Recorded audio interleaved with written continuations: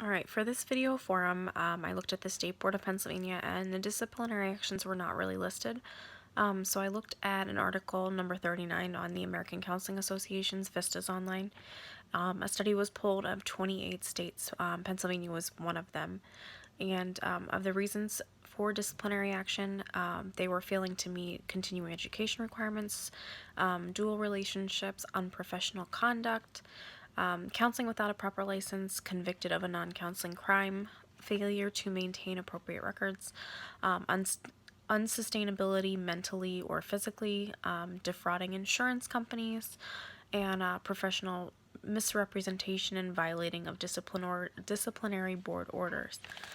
Of the 28 states polled, 31% of the disciplinary orders were for failing to meet continuing education requirements.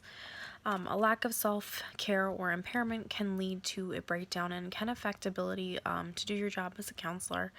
The ACA Code of Ethics says in Section C2G of impairment, it states that counselors must monitor themselves for signs of impairment and refrain from offering or providing services when impaired, and seek assistance for their problems, suspending themselves from practicing until they can safely resume their work.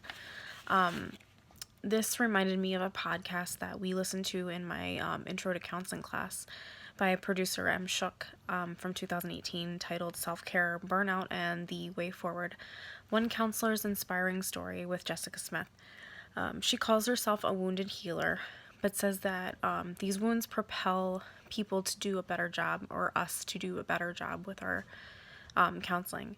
She says a lot of us are susceptible to burnout, and we need to know the signs or indicators of impairment. Shame breeds secrecy, she said, so we need to share our stories to help others. She started a support group, got counseling, and came up with her own routines that fit her own belief system. We need to know that we cannot heal everything and how important it is to take care of ourselves.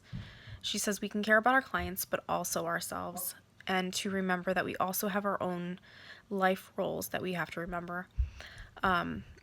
A question that brings to mind for me is one of where do we as counselors go for help, and how would one go about maybe suspending these services in instances where you don't want to lose your client base, and maybe not let your whole entire client base know the fact that you are suffering.